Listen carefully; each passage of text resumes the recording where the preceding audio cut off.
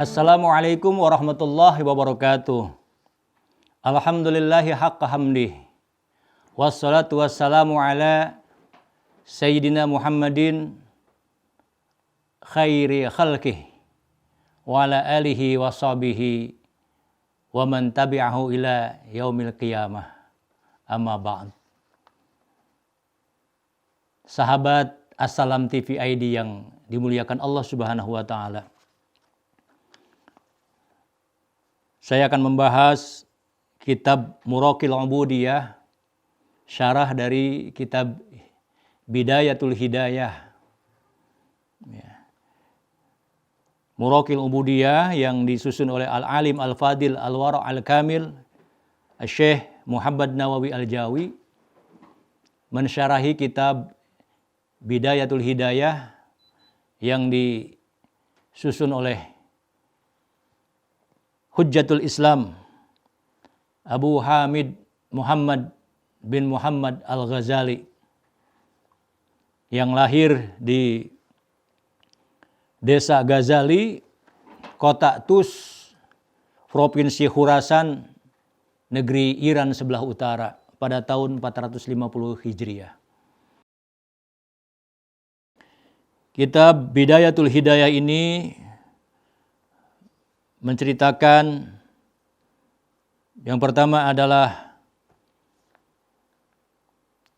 resep bagi para pencari ilmu, di mana niatnya itu harus betul-betul ingin sampai kepada Allah Subhanahu wa taala melalui hidayah yang Allah karuniakan kepadanya.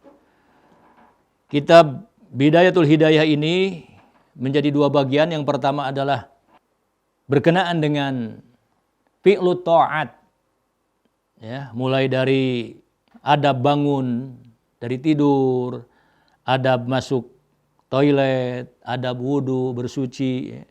Kemudian adab mandi besar, adab tayamum. Jadi tata krama berkenaan dengan peribadatan, pelaksanaan kepatuhan terhadap Allah Subhanahu wa taala. Dari mulai terbit fajar, ya, kemudian terbit matahari, ya, sampai pelaksanaan salat yang 5 waktu, ya, tata keramanya seperti apa, adabul imamah wal qudwah berjamaah, kemudian adab salat Jumat, adab berpuasa, ya.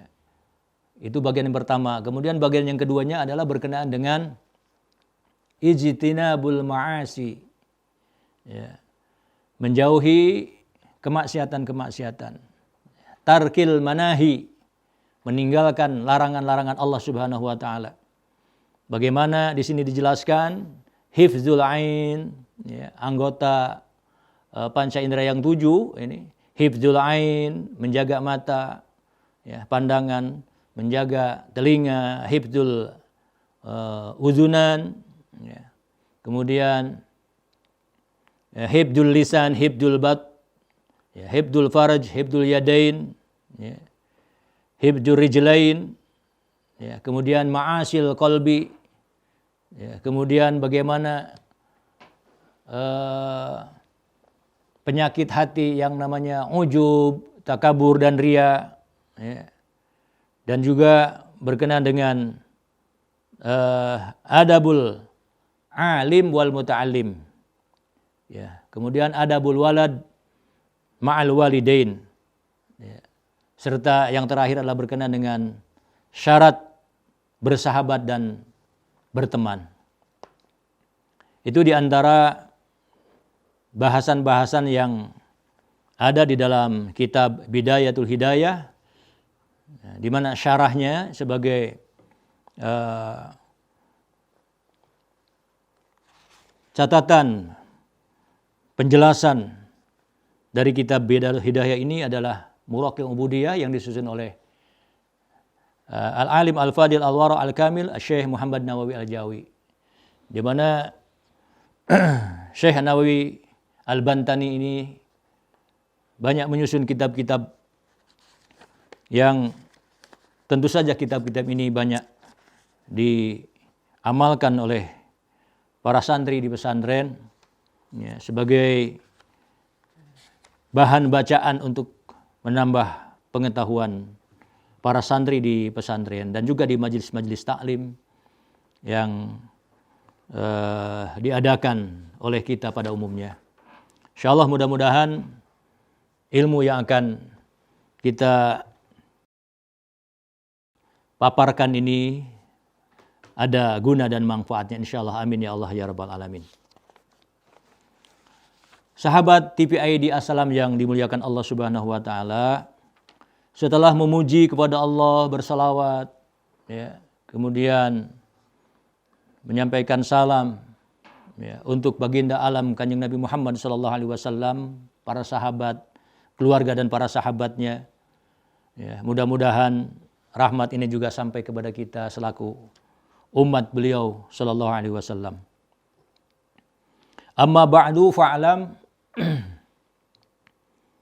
ayyuhal harisul muqbil ala iqtibasil ilmi al mudhiru min nafsihi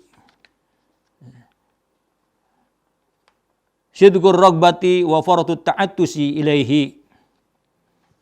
Ini bahwa para pencari ilmu, orang yang haus di dalam menuntut ilmu ya, ini perlu diperhatikan. Ayyuhal haris, orang yang betul-betul ingin ya, dan menghadap untuk memperoleh ilmu ya, yang menampilkan dirinya ya, dengan sidqur ragbah, keinginan yang tulus ya, dan juga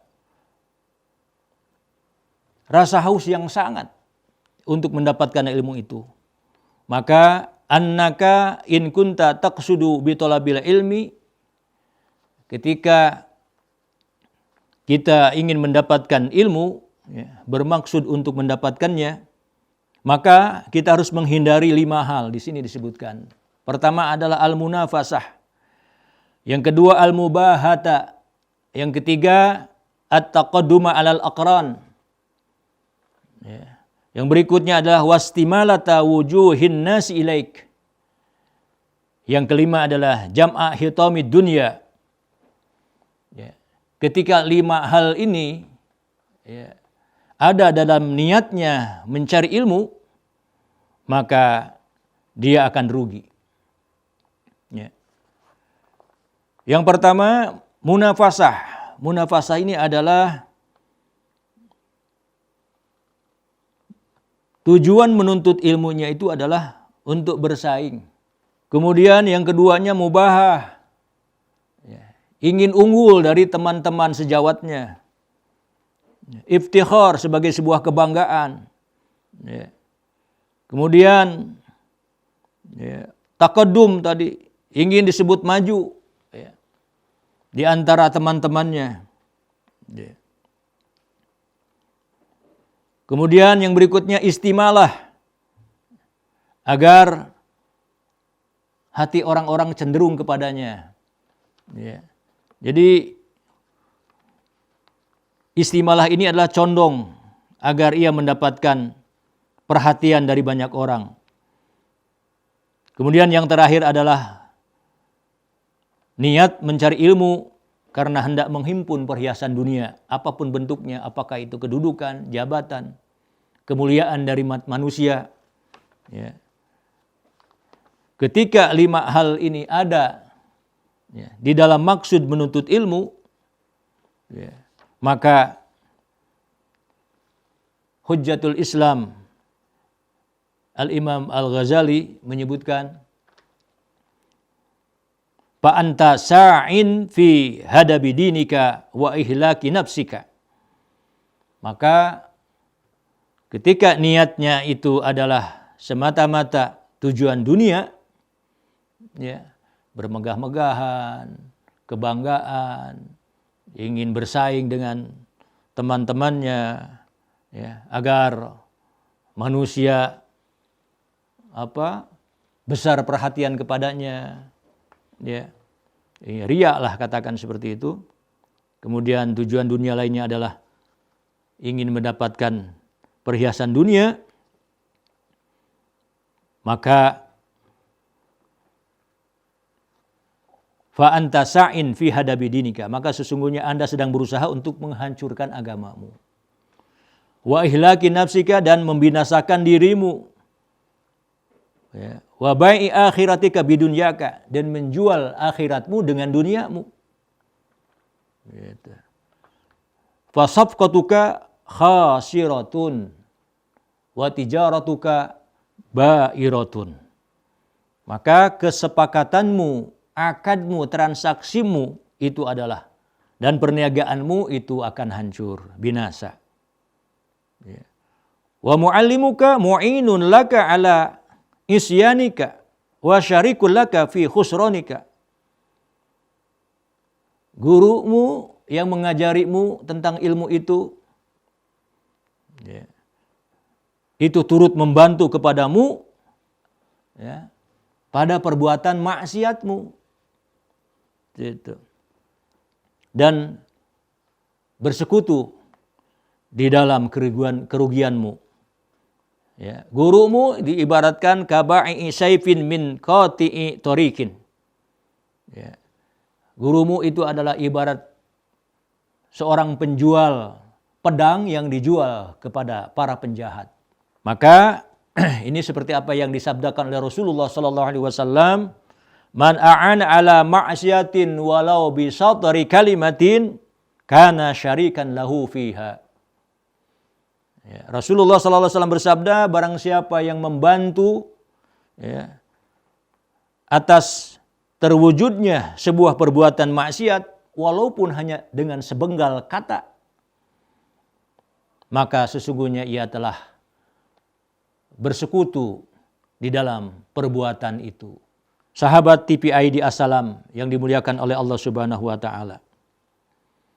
Ini kalau niatnya keliru. Tetapi kalau niatnya, ya, sesuai dengan ridha Allah, wa in kanat niyyatuka wa qasduka bainaka wa bainallahi ta'ala min talabil ilmi al-hidayah duna mujarradur riwayah fa'abshir. Ketika niat Anda di dalam mencari ilmu itu adalah semata-mata untuk mendapatkan hidayah, petunjuk dari Allah Subhanahu wa taala, ya, tanpa menghiraukan catatan, riwayat, ya, dan lain sebagainya, maka berbahagialah Anda. Kenapa? Karena sesungguhnya malaikat, ya, alaihimus salatu wassalam, tabsutu laka ajnihataha. Ini akan membeberkan, membentangkan sayapnya kepada orang yang mencari ilmu itu. Ija masyaita, ketika engkau berjalan, maka malaikat itu membentangkan sayapnya. Ya. Kemudian wahitanal bahri tastaghfiru laka idza sa'aita.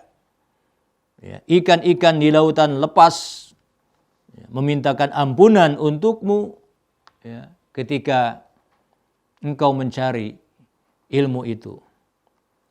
Walakin yanbaghi laka an ta'lama qabla kulli syai'in annal hidayata allati hiya samratul ilmi laha bidayat wa nihayah wa zahirun wa batinun. Ya. Tetapi siogianya bagimu, ya, seharusnya, ya, Anda harus mengetahui dulu sebelum melakukan sesuatu, bahwasanya hidayah itu adalah merupakan buah dari ilmu pengetahuan yang memiliki awal, yang memiliki puncak, yang memiliki zahir dan batin. Ya. Jadi ada permulaan hidayah, ada puncak hidayah. Ada hidayah zahir, ada hidayah batin. Wala wusula ila nihayatiha illa ba'da ihkami bidayatiha. Dan orang itu tidak akan sampai pada puncak daripada hidayah melainkan setelah ia mengokohkan permulaannya. Artinya membereskan segala sesuatunya di awal hidayah itu. Wala usur ala batiniha illa ba'dal wukufi ala zahiriha. Dan tidaklah ia sampai bisa melewati batinnya itu, ya, bidayatul hidayah, melainkan setelah ia musyahadah. Al-wukuf di sini, ya, Syekh Nawawi Al-Bantani menjelaskan, ya, adalah al-musyahadah ala zahiriha. Ya. Setelah ia bisa menyaksikan zahirnya itu, ya, zahir daripada bidayah, permulaan hidayah. Sahabat TPID Assalam yang dimuliakan oleh Allah Subhanahu wa taala,